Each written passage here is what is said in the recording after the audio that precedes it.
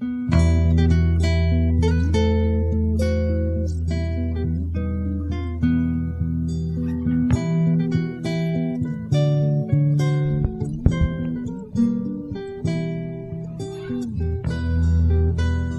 we have a fire-breathing dragon to talk about for the first time in a long while. This is MuggleCast episode 265 for May 8th, 2013.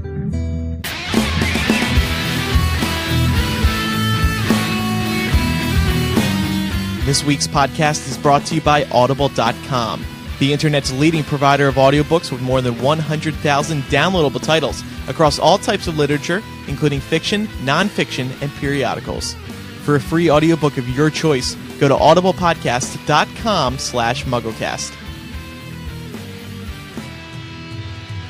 Welcome to MuggleCast episode 265. I know what everybody's thinking. How could you have fired Micah as the newsman? No. That's a great question. How could you fire Micah as the newsman? And if you did that, why is he still here? I'm going to ask that question every episode, every remaining episode. No, what the real question is, why are we back only after a week and a half? That's shocking. What? Are we Must back? be something that happened in the news, but I wouldn't know what that is because I've been fired. Right. Well, we found out that the Wizarding World of Harry Potter Diagon Alley is officially happening. Universal announced it on Wednesday morning. In line with the predictions, it seems. I know MuggleNet had a prediction that the announcement would happen in 4 to 6 weeks, and then there was another rumor that said something similar. But I think this actually happened earlier than both of those, so maybe Universal just got really excited, or they couldn't keep the secret any longer. They realized, oh, this thing is like half built now, and we still haven't announced it. Yep. Because they're actually working on a Transformers ride down there that hasn't opened up yet. So people thought it would be after Transformers. But anyway, we got the announcement. And, you know, I have to say, it was a little, what they announced was not surprising because we've known basically everything that they've announced for so long. We knew about Gringotts. We knew about the Hogwarts Express connecting the two lands. We knew there'd be Diagon Alley in the London area. There was one big surprise that we'll talk about a little bit later, but J.K. Rowling commented on today's story, of course.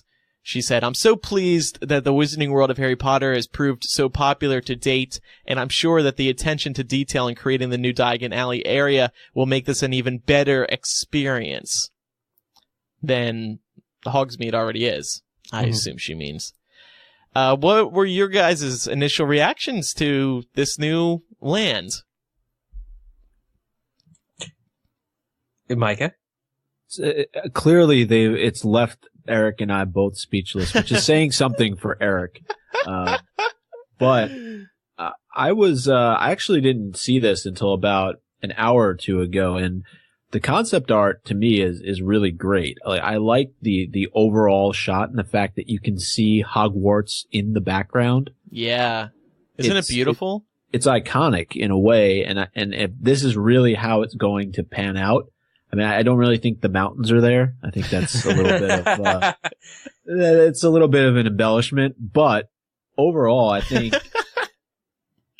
that this new Diagon Alley area is really going to be something that people are going to enjoy, and I think it really rejuvenates the old Universal Studios. It gives people something to go and see, and I think that's probably more so than anything else, with no disrespect to Harry Potter, what Universal was looking for. They needed something to breathe life into this old park, and they've gotten it, and that's no pun intended.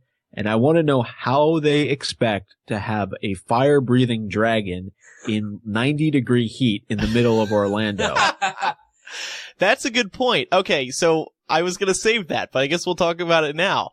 In the concept art, you see this fire-breathing dragon on top of Gringotts, and this morning, I think everybody was in agreement that, oh, they just added that for embellishment to make the concept art come to life more. Mm-hmm. But it turns out Universal has confirmed that there's actually going to be this dragon on, not a real dragon, of course, but a dragon on top of Gringotts, and it will breathe fire. So How where do cool. we hear that? Where do we hear that it's going to breathe fire? This was a theme park Twitter account, a reputable theme park Twitter account. They said they got in touch with Universal and they confirmed that that thing is actually happening. Because I can see it breathing steam, or in the case of, as Micah mentioned, the heat and the sun, if it would breathe mist even, like a kind of hot but kind of refreshing mist out of its nose, then, I can see that coming. But fire, yeah, I just don't know if that's a good idea. Well, I think there's two things that make it okay. For one, the dragon's really high up, so you may not feel the fire much, but also, it's not like the dragon's going to be constantly spewing fire for 18 hours a day. I bet it'll be, maybe every 10 minutes, and he'll breathe fire for maybe like 15 seconds. You got to put a quarter in his back, so you got to climb all the way to the top and drop some change in there, and then he'll breathe fire. Do you think there'll be like a riding the dragon, like riding a bull, the wild, crazy bull ride? It could be. A few too many butterbeers, and you never know what can happen. That's true. That's very true. This reminds me of the Mummy, maybe the Mummy Returns ride, which is probably going to be very, very close to where they put Diagon Alley, if I'm remembering correctly, in the regular Universal Studios park in Florida. But that ride, the reason I bring it up is because there's a wall of flames that always happens every time you ride that ride. Mm-hmm. Probably happens 100,000 times a day or a week or a month. And so flames, it may just be like, it'll look really cool as a Harry Potter dragon, but I guess fire is just easier to create than we give it credit for. Like, people in the future who are lost on desert islands and have to rub sticks together for fire will be so like jealous because the Wizarding World is going to do it from this dragon for like nothing 100 times a day. Yeah. It's going to be a awesome photo op. Think about standing like below that thing when it's spewing fire. Like, that's a permanent profile picture, if you ask me, on Facebook. Totally Agreed. Gonna at least 3 months. It's almost as cool as sitting on the Iron Throne. You're right. Yeah. I love that this is the the centerpiece of Diagon Alley. It's going to be not just Gringotts, but Universal really upped the ante and they put the dragon on top. That's going to be such a cool photo op. I do agree, but I worry about the attention being focused on one central area. Like even in the Wizarding World theme park as it is, it's true you do have Hogsmeade and then the Hogwarts area, but basically like Forbidden Journey is where the line starts, and I feel like there will be people with Gringotts and the dragon, people want to ride the ride, and then other people will want the photo ops. But it'll be very crowded. Yeah. It is, I feel like there's going to be two major kind of photo ops here. Of course, there's going to be Gringotts and the dragon, but then also at the front of this new Diagon Alley land, which is London, essentially. You have the night bus out front, and then you just got the row of buildings, on the outside, including King's Cross, where the Hogwarts Express is going to be inside when it pulls up. I could see, I think from the perspective we're looking at it in the concept art, Gringotts looks bigger than it actually may be. Mm-hmm. But time will tell. It's going to be cool seeing that from a distance too, as you walk closer and closer to the Wizarding World of Diagon Alley. Cause like the Simpsons ride is right across the way in that little lake. You're going to be staring at the dragon after you walk out of the Simpsons ride. Now, I'm more curious about the overall layout of this. So if I'm looking at the concept art right now, and is it that you would come out of King's Cross Station all the way on that left-hand side, sort of where those two arches are, and then walk around? Because that's a good question. Most people would, and I don't know if this is also going to be included in this, want to go through the Leaky Cauldron to get to Diagon Alley. Right. Has there been any thought about that? Is the Leaky Cauldron somewhere in that set of buildings that sort of opens up into Diagon Alley with Gringotts all the way at the end there? Talk about a bottleneck if that were the case. Exactly, because I'm thinking about the 3 broomsticks at the Wizarding World right now. And having people constantly funneling through that to get in, sounds like it would be annoying. A But I logistical wonder- nightmare. That is a Yeah. good question, though, because of course there's that iconic moment in Sorcerer's Stone. Hagrid Tapping the taps, bricks. right? They Yeah. gotta have something like that, right? But then you have to think, well, how are they gonna have a brick wall, and then like the brick wall? I would love to see them do a brick wall that magically opens somehow. Oh yeah. But imagine the weights. Yeah, I have no idea just how, and like looking at the concept art, I understand Diagon Alley is supposed to be a little bit, what's the word, claustrophobic. But theme parks typically, I mean, correct me if I'm wrong, but they're better when they're open. You know, they're better when there's a lot of room to move around. Yeah. And I really worry about lines and all of that other stuff impeding on the fun of this new park, because the themes are going to be great. If there's special meals that British Muggles have that for some reason aren't in the other park, it'll be great. You know, Gringotts Ride, a lot of fun, no doubt. You know, nobody's questioning that. But I do question the size and the space and the time to walk around in this new park. I feel like this was a concern with the first Wizarding World Orlando as well. And their excuse was, well, in the books and movies, everything is very cramped, which, and you rightfully point out, you know, that just doesn't work in the real world when there's thousands of tourists. No, I mean, there's a park, and the Islands of Adventure Park is small, or it's equal, I want to say it's actually equally sized to the regular park. I could be a little wrong. But, I mean, the first 3 or 4 months to maybe even 8 months, depending on the day or holidays, when kids were off school, there was a line for Forbidden Journey or for the Hogsmeade area of Islands of Adventure that stretched all the way around Islands of Adventure.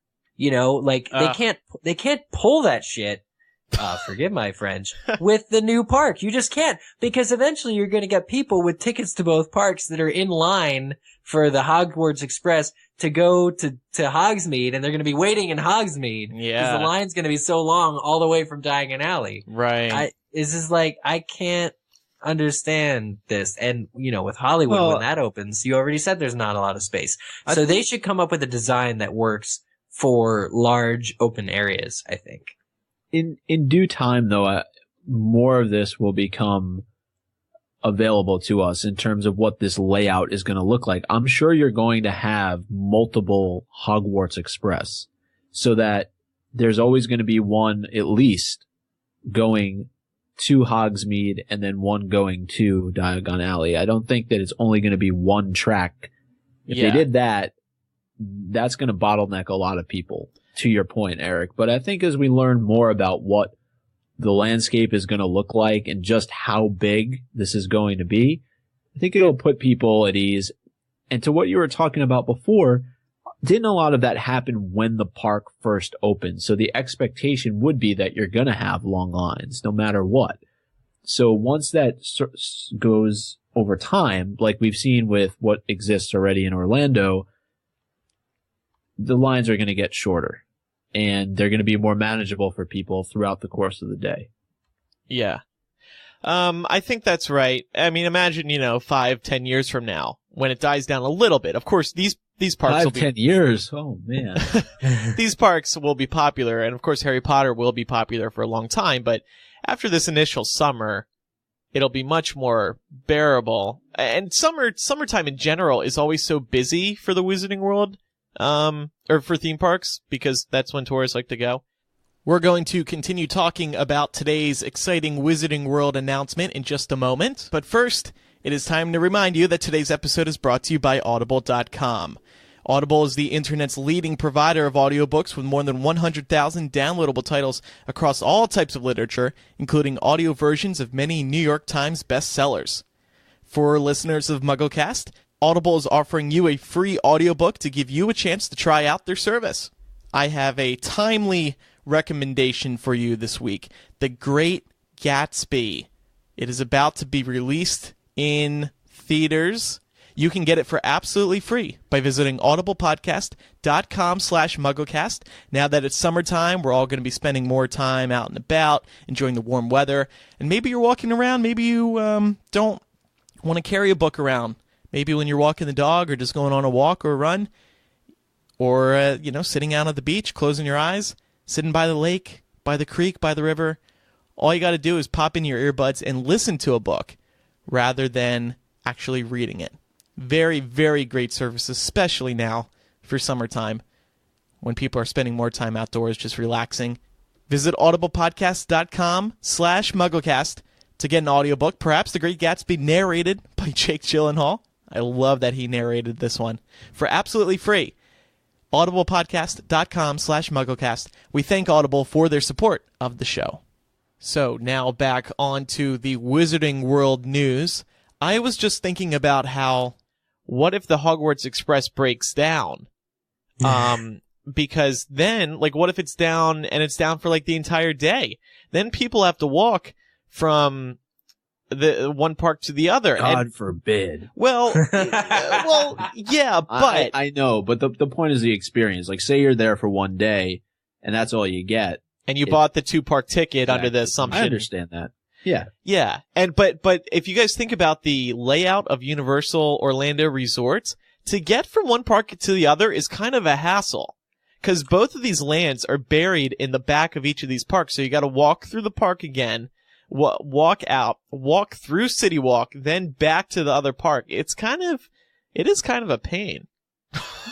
That's not a bad point. And I feel like when the park first opens, you're going to be able to walk faster from one park to the other than you will to wait in line for the train, because that line's going to be long. The experience. It's I know. The experience, Andrew.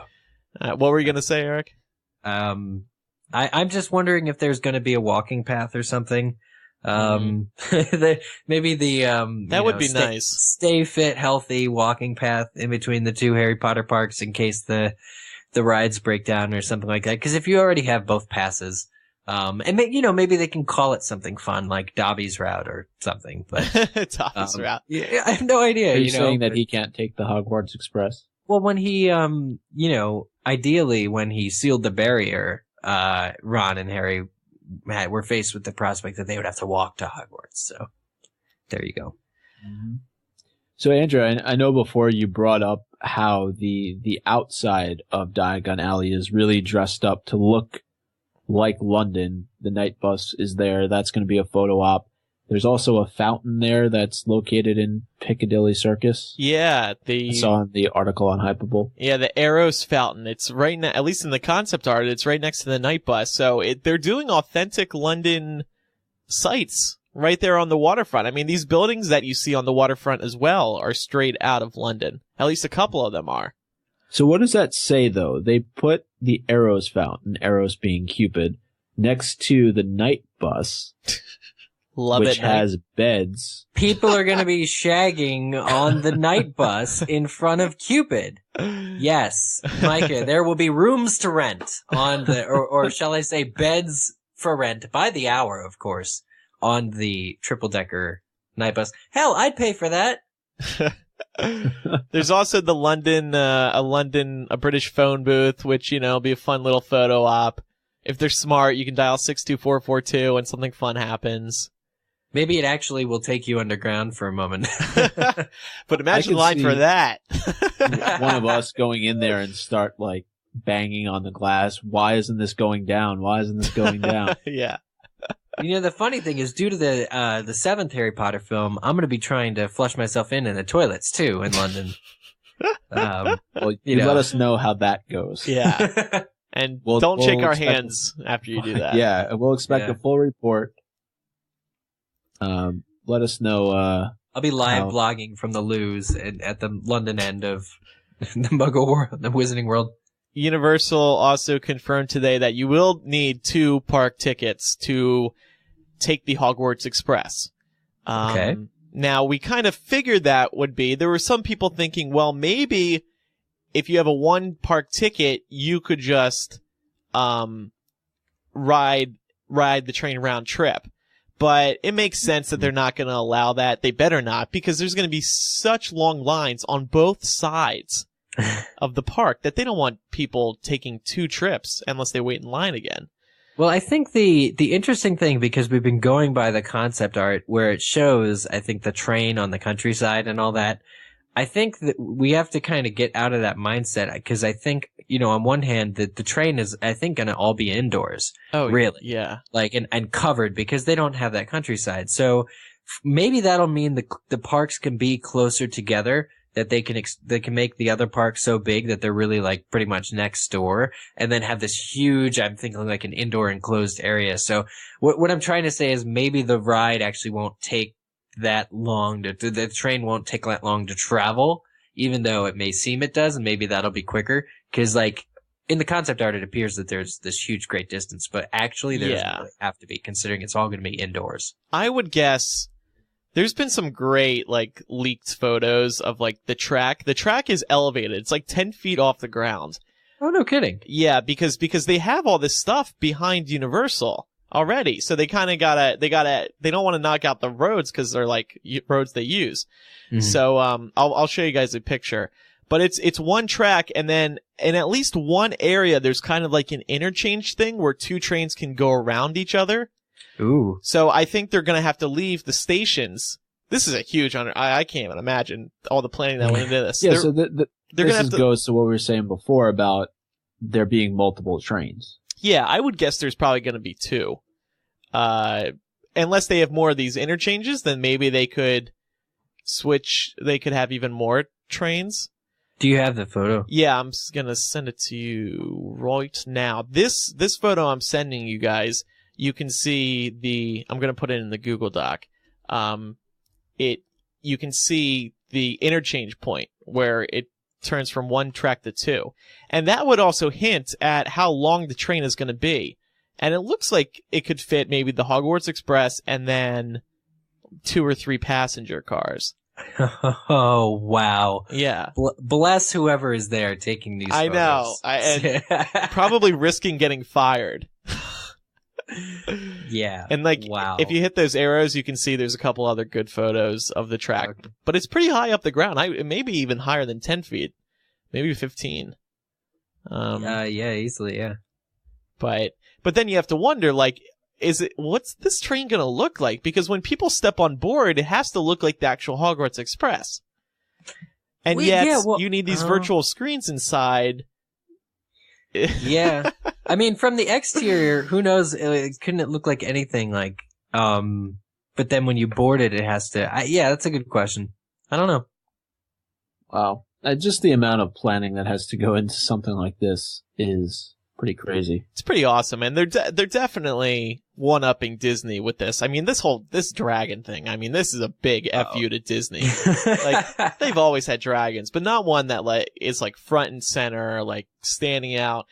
You know, like Disney's apparently working on this Avatar land and they're going to have a dragon flying around, but it's, Universal just whips this out and it's like, whoa. Yeah. No, this will fuel the fire, no pun intended, for years to come, I think, between Disney and Universal. But the thing is, I guess talking about Universal Florida, I do feel a little bit bad that there aren't other real attractions inside this park. And let me just be clear, like, there doesn't seem to be anything new going on that isn't Harry Potter. Of course, you did bring up the Transformers ride. We'll see how that is. But I may have mentioned, it may have been in the last MuggleCast, I'm pretty mixed up, but just the gift shops in regular Universal World, I recalled being so overloaded with Harry Potter merchandise, and there wasn't even a Harry Potter Muggle Park yet. Harry Potter has just become the thing at Universal now, and this is only going to make it more so. That, I kind of want to see them also doing other interesting things that don't have to do with Harry Potter, only because, you don't want to isolate anybody. And plus, when people are waiting in line for hours and hours and hours, they need other things to do, in the park. And if they've done it before, then it's not going to be as interesting. At the same time, though, they're capitalizing off of what is hot. And Potter, even though the movies are over and the books have been done for a while, I still feel like it's something that has been so meaningful to people's childhoods, that are currently in their teens or their 20s or even their 30s, that this has such mass appeal where a lot of the other stuff has kind of fallen flat a little bit. And that's nothing against something along the lines of Transformers, but Transformers is going to be Did you say it's actually going to be a land, or it's just going to be one Just a specific ride. ride? It's just a ride. Yeah, it's just a ride, but you have to look at the fact that Potter has been made into an entire world Mhm. within this park. Well, And two, I don't- yeah. 2 worlds now. So can they find something else that's going to be that mass appealing, or even half that mass appealing, that they can build something more than just a ride out of? There hasn't been something, up until this point. Well, what was I going to say? The Islands of Adventure, there is a Marvel land in Islands of Adventure, and they are making like 100 new Marvel movies. So maybe we'll see an expansion there next. I don't See, even know. I don't think so, because now Disney owns that. That's funny. And apparently Disney wants to put Marvel in some parks, so Oh probably yeah, well not. maybe they'll have to tear down the Islands of Adventure Marvel, which actually coincidentally is like right next to the Wizarding World. So maybe we'll have an expansion again of Wow. Harry Potter. Let's hope they don't have to tear those down. That would be really sad. I'm sure they have like a 20-year contract Yeah. to continue to keep Marvel in the Universal Park, but any revenue that they get will probably end up going to Disney. Yeah, definitely. Off the merchandise. So I can see them definitely trying to play the Marvel section down. One other thing that I wanted to talk about related to Diagon Alley was how authentic were they going to make some of the shops that are going to be in this particular area. I know Weasley's Wizard Wheezes is going to be a place that people can go to, which guarantee fans that the Phelps twins will be there many times over the course of the next few years. I'm sure we have plenty of fans who are interested in that. But one of the knocks, I think, against Hogsmeade in the Islands of Adventure is that there are a lot of storefronts, but not necessarily a lot of stores to explore. And I think there's an opportunity here for them. And, I'm not talking about merchandise. I'm talking about, opening up some of the places that we've heard about in the series for people to just go into an experience and go into a Flourish and Blots and, just have an experience that Harry or Ron would have going in there. I just think they could build this area up to be a lot more than what its predecessor was. God, how cool would it be if they had a bookshop open up in a theme park? How cool would that be? That would be great. Right? That would be very cool. So what are you Flourish and saying, Blots- Micah? Sorry, they should promote the shops more? Is that as the experiences more? Is that what you're saying? No, I just noticed that a lot of the storefronts in Hogsmeade were just that. They were storefronts. You couldn't actually go into them. That's to and keep experience people them. moving along, though, because there's like no room, So there's that. And they probably use them for storage and whatnot. Yeah, but now they have plenty more storage space. Yeah. So, no, I just think, I'm sure there's going to be certain areas in Diagon Alley that are going to have sort of that authentic, store from the book. They're going to be there. So, did they mention any restaurants? Did they name any restaurants for this area? Because I would think that they would want to put one in here. Yeah, I think the Leaky Cauldron seems to be the one that's going to happen. That's what they didn't say. They said there's going to be a restaurant. They didn't say which one, but the rumors have said the Leaky Cauldron. That actually makes an astonishing amount of sense. Oh yeah, I was definitely. thinking, what is there besides the ice cream parlor, right? Yeah, and I really like the Three Broomsticks restaurant. The food is good. There's a lot of space in there. It's a good place to cool off. And it's usually not too hard to find a table. And they also have that nice back patio if you want to sit outside. So I'm a big fan of the Three Broomsticks. Hopefully they'll do as equally good a job with. Andrew, you were cutting Yes. out there a little bit with your signal. Oh, maybe it was just the internet for a second. It's kind of wiry. I Oh, don't know. I will check it. Did you hear what I said though? Yeah, it's just Okay. wiry. Like, I don't know how to explain your voice right now. You Oh. sounded fine to me. I don't know. Oh, really? Yeah. I hope it's Maybe okay. it's you. Maybe it's No, I mean, I hope the recording doesn't get it. That's all. But I'll check we're it fine. now. It should be Yeah, fine. yeah. Okay. Yeah, I mean, if you go on and you look, there's just probably 50 different places that are in Diagon Alley that are mentioned throughout the course of the series. So to have some of them in there that are recognizable, I'm sure they will. And they may have even taken some and flipped them over into Hogsmeade because they thought that that was going to be the only area of Potter to be in Universal originally. So, Well, we know that Ollivanders is in Hogsmeade. It's their Hogsmeade location. But, yeah, I really wonder if they would do that, put it in its proper place in Diagon Alley now that they have the opportunity. now, I also read, Andrew, that there's kind of an open area. You talked about this a little bit, where people can sit down and relax. Yeah, there's a little off to the right side. It's hard to tell what it is, but maybe you guys have a different interpretation. It looks like a covered area that just sort of looks like a place where you can, I don't know, I thought it was the Hogwarts Express station at first, but that's on the left side. So, yeah, you're right. So I feel like this is comparable to that outpost area in the center of Hogsmeade where you can just sit and chill. Under the big pavilion. Yeah, and you're out of the sun. I know a lot of people, from what I've seen, just like to sit there because it's in the shade and you still get to watch all the people, so.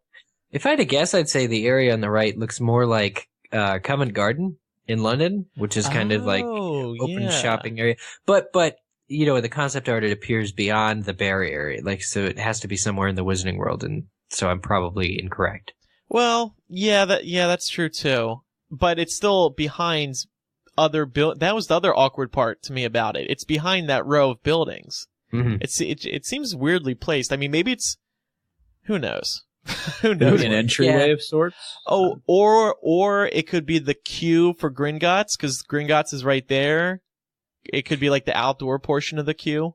Yeah, I'm trying to remember though, back to the concept art of the initial park, which was awesome too. It kind of showed the layout of the park, but actually not really. Mm-hmm. So other parts were exaggerated. So I'd love to see an actual, well, obviously like more aerial photos if we have any friends with helicopters, but just to kind of get a better picture of the, what's the scale or the proportions of this whole area. Yeah. But I mean, the concept art is just loaded, and I have to shout out that article on Hypable that takes a closer look at all of the areas of the concept art, because I think it's really interesting and it points out all the little intricacies that exist in this one image. Yeah. At first I was disappointed that there was only one piece of concept art, because I remembered when they announced the last one in 2007, there was like multiple pieces of concept art and you got to see inside some of the stores. So yeah. But then once seeing the high-res version, I was like, whoa, okay, there's a lot of detail here that you can really appreciate. And Universal has said that they're going to be making more announcements over the next year about, because we really don't know much yet. We don't know how exactly the Hogwarts Express is going to work. We don't know what shops there's going to be, what restaurants there's going to, we don't even know what the Gringotts, what happens in Gringotts. So they have a good 4 or 5 major announcements to squeeze out of this still, I think. Yeah, and with only a year to go, presumably, if they open in the summer of 2014. Yeah. So this news is going to eclipse any Pottermore news that happens in the next year. I know. It's kind of, I've been looking forward to this announcement for a long time, because the rumors started in December 2011, I think. I mean, the rumors have been around so long, and finally a year and a half later, we're getting some official information about it. Mm-hmm. I'm reading an interview here with Mark Woodbury. He's the president of Universal Creative, and he spoke about talking or working with J.K. Rowling. And he said, the meetings between him and J.K. Rowling are fascinating and wonderful opportunities to have, to be able to talk and collaborate directly with her and the Warner Brothers filmmakers. This was a big idea, and everybody immediately saw that when we initially laid it out. And the fact that we wanted to continue to tell the Harry Potter story, the places that we had chosen to develop, Diagon Alley and London and Gringotts and Hogwarts Express, were really big ideas and bold moves. I think that the ambition behind that was very much appreciated. Referring to J.K. Rowling's appreciation of... I mean, they're really, not only are they doubling the size of the park, but they're raising the bar. When you think about exactly what he said. You're adding Diagon Alley, London, Gringotts, and Hogwarts Express. I mean, that's a huge undertaking. Yeah. And I look at the fact that, he's worked with J.K. Rowling, and he's worked with probably, David Heyman, Stuart Craig, who am I missing here? Probably directors and David others. Yates maybe was involved a little bit. Yeah, probably those who worked on, maybe the initial concept art for Diagon Alley and, the Gringotts, especially in Deathly Hallows Part 2. So I would think that, having been to the park in Orlando and having experienced that, we have something really cool to look forward to, because I think they really did it right. I rarely saw people complain about the park in Orlando. So, I think that this is something that we all look forward to and look forward to going and having a good time there. Did we read yet the quote from J.K. Rowling? I think at the very beginning we did, right? Did she tweet it? No, she did not tweet it, Micah. You have yet to miss anything by not following her on Twitter. Yeah, just really quickly in case we didn't, she says, "I'm so pleased that the Wizarding World of Harry Potter has proved so popular to date, and I'm sure that the attention to detail in creating the new Diagon Alley area will make this an even better experience." Yeah. So, basically, she just paraphrased what I just said. Yeah, well, it's proven to be so popular, and now it's going to be an even better area. So, that seems exciting. A little more from Mark Woodbury. This kind of, I don't know, maybe this does give a clue as to how you enter Diagon Alley. He said, starting with the London area, which is totally authentic and recreates and captures the essence of the iconographic parts of the fiction in that space, we went big. And then we find our way into Diagon Alley in much the same way you do in the books and movies. And that's a totally different environment that gives guests an even deeper immersion into the world of Harry Potter. And those buildings are big as well, 4 and 5 stories tall in some places. So that's interesting, yeah. So maybe they will go for a tap of the brick. Yeah, that little clue, that part where you said you go into Diagon Alley in much the same way you do in the books and movies. That could suggest. Yeah. Right. There'll be chimneys set up everywhere. Will there be a Nocturne Alley? Nocturne Alley is the security area where you get taken if you are too rowdy in the park. Well, ladies and gentlemen, any other thoughts today? Go Universal. Yeah. It really is a fantastic little thing they all put together here. Make a Harry Potter hotel. They keep adding hotels to the Universal property. Might as well make one Harry Potter themed. Come on. I feel like that's a little too... I don't think a Harry Potter hotel could work. Hogwarts is a boarding school. I mean, it hosts about 1,000 people. Maybe they should just extend Hogwarts and have people sleep there. Yeah. Yeah, I guess come to think of it, that could work, because they have like Nickelodeon hotels. If they have Nickelodeon SpongeBob rooms, I'm sure Harry Potter hotels could be pretty popular. Well, I don't even know if Nickelodeon Studios is still functional there, because obviously I stopped watching the shows there a long time ago, but I just always thought that area was a lot bigger than I think it was. Yeah. But, that's very cool. Absolutely. Any more, like, Micah, were there any specific shops or anything you were hoping to see in the Thingamabobber? Thingamabobber? Yeah, the Thingamabobber. No, I just hope that it replicates, and I'm sure it will, knowing who's working on all of this, what we know to be Diagon Alley. And I think that Flourish and Blots would be cool. We talked about it before. It plays such a large role throughout the course of the series. So many interesting events take place there. And I'm looking forward to, Weasley's Wizard Wheezes. I think that's going to be a fun place for people to go to. And other than that, I hope, as Eric mentioned earlier, they have a Fortescue's ice cream parlor to eat at, because you're going to need some ice cream with that dragon breathing fire all the time. Yeah, definitely. And it may just be because I'm a Hufflepuff, I get hung up on the food. But that ice cream parlor, that's looking really good. I would say there's a good chance of that. After you burn your face off because of the dragon's fire, you'll want to cool off with a refreshing ice cream. And maybe we should have, like, Florian Fortescue going around helping people with their homework. That'd be cool. There you go. A little other news story really quick, and then we have a couple voicemails. The Harry Potter, the new book covers, apparently debuting during the summer. That's all that has to be said about that. You got a shout out. Well, yeah, because on the Scholastic, I found this out because the Scholastic Twitter tweeted something about the new covers, and then I went undercover. I posed as a super fan, and I said, "But when do we get to see the rest of the covers?" Question mark, question mark, question mark. And then they said with a smiley face, "We'll be rolling them out over the summer." So when you pose as a super fan, is that when you add excessive question marks? Exactly. I was so anxious. I had to know immediately. What's your cover name? Andrew Sims. Oh.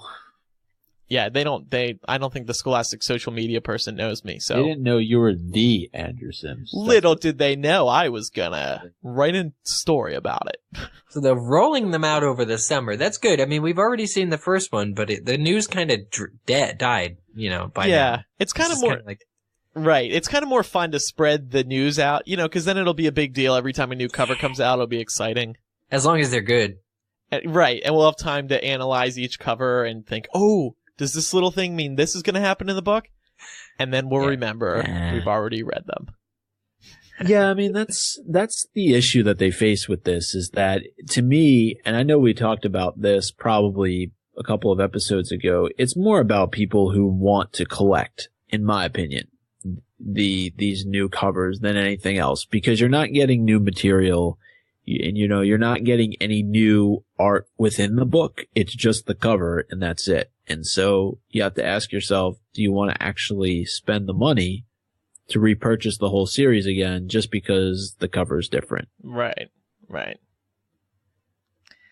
Oh, my goodness. Well, guys, I'm just so excited. This is a great year for Harry Potter news. Look at all this news we're going to have to talk about over the next Wondered few what months. the big story of 2013 really was going to be, and I think we have our answer, at least right now, with the theme park. Yeah, but it's kind of like a non-story because it's not even technically happening this year. It's just we're learning about it, and we knew about it for a year and a half. We'll find out. Yeah, who knows? Maybe J.K. Rowling will announce, we still have a long way to go this year. Anyway, we got a couple voicemails here. Here's the first one. Hi, this is Caitlin and Victor calling from Ohio. We just had a request for one of your last episodes before you end the show. Can you please bring back one segment at least from Ben of Give Me a Butterbeer and / or a What's Buggin' Micah segment? And maybe these segments could be about having Joe come on the show, like, What's Buggin' Micah? Joe, come on the show. Or that Ben could do a Give Me a Butterbeer about Joe not having been on the show these past 8 years. Something like that. Just an idea. No matter what topic you guys do it on, I would just love to hear one more segment of those before you guys end. Love the show. Bye. All right. Well, really, every episode is What's Buggin' Micah. That's what he said. No, I'm just kidding. That's the secret. We've turned it into the whole show now. I think we can plan, in these last couple of episodes that we have, we can plan to bring back some of these old segments, and we'll make sure we do our damnedest to make them good and to make them relevant. Yeah. This is a simple show because we wanted to talk about the news as, since it's fresh in everybody's mind. So other shows, as we wrap up MuggleCast's run, will of course have segments and stuff like that. Indeed. I'd love to hear Ben do Give Me a Butterbeer. Yeah, it's such a long time. We'd have to get him something riled up about. We'd have to get him riled up about something. That doesn't take too much. I mean, we'll find something that'll piss him off. All right, here's the next voicemail. Hey guys, it's Manny from Northampton, PA, quote unquote Albus Dumbledore. I thought I'd leave a more serious voicemail today. As a visually impaired Potter fan, I've always read the books through the audiobooks, and I was curious to get your guys' opinions if you've ever listened to the books, what you think of Jim Dale's performances in the book. And Micah, I feel sorry for you, being a Met fan and all. I know it's tough when your season ends before it begins most years. Ouch. But I'm sure if you had John Sterling as your announcer, you wouldn't be too disappointed in his excited, enthusiastic calls. It's one thing you've got to admit, he is enthusiastic. Then again, he wouldn't be shouting, "The Mets win" too often, would he? I'm sorry, I had to get that in. But you guys really do a great job. Keep up the great work, and look forward to hearing your comment. Have a good afternoon and evening to you. Bye-bye. So, Micah, now you wouldn't punch an old man, would you? No, not at all. But I'm assuming that he is a Phillies fan, and that's exactly why he said those very nice things about the New York Mets. And he's right, though. Look, let's face it. The Mets season is over before it begins. And that's usually the case year after year. But or he could be a Yankees fan, but I'm assuming since he's from Pennsylvania that he is a Phillies fan. Well, we all like the underdog. I've learned that living in Chicago on the north side. I wasn't aware that our discussion about John Sterling got left in the episode last time. But I still think he's a horrible announcer. It has nothing to do with the fact that he announces the Yankees. I think he's annoying, and I think look, there's announcers you just don't like, right? I mean, let's face it. There's people on the news you don't like. There's people on the radio you don't like. Right. There's people who podcast you don't like. What about Jim Dale? That's his voicemail I question. like Jim Dale. No. Well, wait. He also brought up other stuff at the end there, but no, Yeah. I like Jim Dale. I mean, we've had Jim Dale on the show, and he provided such great insight. I thought when he came on with us to to what he does and the amount of preparation that went into narrating the Harry Potter series, at least the American editions. And I haven't really listened through any of the audiobooks. I don't know if you guys have, but I'm sure that he did a great job just based off the conversation that we had with him. Andrew, you ever listen to the audiobooks? Yeah. And exactly what Micah was saying. He put so much care into creating those characters. We've heard before about how many characters, he does a different voice for every character. It is a very, very fun experience, and I was glad to see that they added some audio clips into Pottermore because it really brings it to life. And I learned that if you're in the US, you hear Jim Dale. If you're in the UK, you hear Stephen Fry. Ah, cool. I don't know how it works in the rest of the world, that's cool. One yeah. thing they did right. But No, and if people want to listen to Jim on our show, he was actually on episode 137. So give it a listen. Okay, I'll give it a listen. He did an intro as well. Remember way back when he did an intro. Show. But this is Professor Dumbledore. It was actually McGonagall. It was McGonagall. This is Professor McGonagall. Dobby, come here. Yes. Jim Dale, for me. It scares me that you remember that. I always have friends I don't always have friends. I had friends who would always tell me about Jim Dale, and this is way before I listened. I read the books. I never listened to the audio for the longest time, but people would, I'd hear about people turning him on before they went to bed and falling asleep with Jim Dale doing Harry Potter in their ears. And this is a common occurrence. Road trips, they listen to the Harry Potter audiobooks. And so just very recently, I had to read, chapter 17 of Prisoner of Azkaban for the Alohomora podcast. And there was no way I was going to get it done. I didn't have enough time to read because I was working that day when we were recording right after I got home from work. So I turned on the audiobook and I put it in and I played it in the car when I was out working. And I really just had this great appreciation, almost refound appreciation for what he does. And I think he's excellent, and I think he was the right fit for her type of books. Yeah, I mean, you just have to think about how many different characters he had to be responsible for, and then to remember what they sounded like over the course of 7 books. And in some cases, a lot of those characters were young, so they were aging over the course of these 7 books. So how to keep that all in mind and to have those voices and to do it as well as he did it, I mean, that's just amazing. I mean, he must hear voices in his head. Yeah. Or what the real question is when he talks to himself, what voice does he use? Dobby. All right, we have a couple emails about the show now that we'll listen to. Hey, MuggleCast. This is Alistair from Glasgow in Scotland. I just wanted to thank you guys for keeping the show going for all these years. I'm sad that it's finishing, but I think you're making the right decision. I just wanted to say there's something poignant about the date that you guys finished. I started reading the Harry Potter books when I was 9, and in August when you guys stopped, I leave university and start my first adult job, so it feels like an end of an era for MuggleCast and an end of an era for me, so thank you for you guys being there when I was reading the Harry Potter books and getting excited about the film stuff, and best of luck for the future. Thanks, MuggleCast. All right, there's a nice voice. Oh, this is Alistair from Glasgow. this is playing again. Oh, I didn't mean for it to. It's Yeah, okay. no, but it's great to hear from our Scottish listener as well. Our international friends. Yeah. across seats. Yeah. Thank you for that. Nice message. And then here's one more. Hey, this is Jacob from Alabama. I just wanted to say I really do appreciate you guys. I was listening to episode 263, and I heard that you were going to do your last lesson. Now, you guys have been the first podcast I ever listened to, and I was going to listen to you guys, I thought, for years and years to come. Looks like it's not going to happen, but I'm okay with it. I just hope that you guys have a good few last episodes, and I just wanted to say how much I appreciate you guys. Thanks. Bye. That's really nice. Now I feel bad. He was hoping It's he'd awesome. listen to us for years and years to come, and now he's not.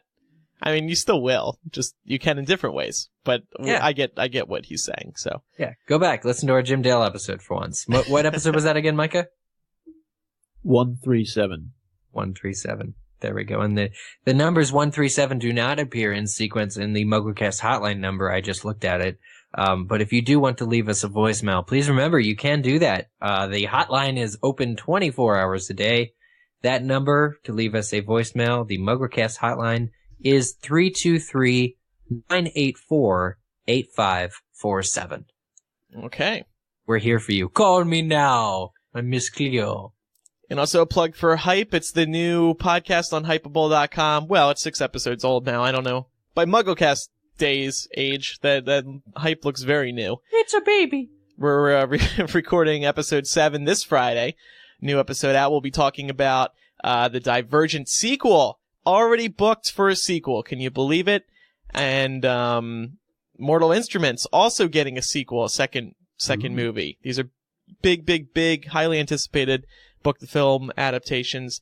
And we'll be talking about a lot more on Friday, so you can look forward to the new episode or just listen to episode 6 right now. Awesome. And don't forget the MuggleCast website, MuggleCast.com. Like Eric said, got the voicemail number. We got to update the voicemail number on the contact page. People are probably still trying to call that. I can edit that right now. Okay. And then update us or follow us on Twitter, twitter.com/MuggleCast. Our Facebook, facebook.com/MuggleCast, and the fan Tumblr, MuggleCast.tumblr.com. Shout out to Ali and Ash. They need to update it because the second most recent post is you with the tattoo, which is nice, but That's old. yeah. Yeah, no, but that's true. Good, Mike. I was going to add that you can rate and review us on iTunes, but this is the wrong show for that. I think we've had plenty of rate and reviews over the course of the last 7+ years. But they're great to read through. It's great. It's great to hear people's feedback about the show because, we hear from people that they love the show and whatnot, but it's nice to hear them not directly speaking to us about the show. They're talking to potential listeners. So yeah, I think that's the key. I mean, we joke around about it on Game of Owns, which is our Game of Thrones podcast that we do in conjunction with Hypeable. Eric, myself, Selena, who is also on MuggleCast, and then Zach, another one of our friends. But we jokingly force them to do this 5-star review every time that they do a rate and review of the show. And it's become a running joke, but I really like the point that you just made. One of the things that we stress is the fact that, by them talking about it, it allows other people to see what the product is and the fact that, there might be other people out there who are potentially interested, and it's just a way for them to help communicate that to other potential listeners. Mm-hmm.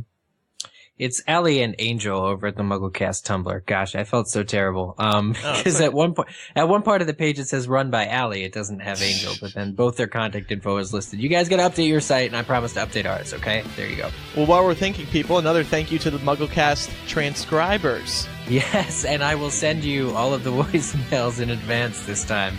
We appreciate your hard work as well. Thank you. So that's it. We'll see everybody next time for episode 266, where there will be more fun news to discuss in the world of Harry Potter. Goodbye. Maybe a butterbeer. I'll talk to you later. Bye.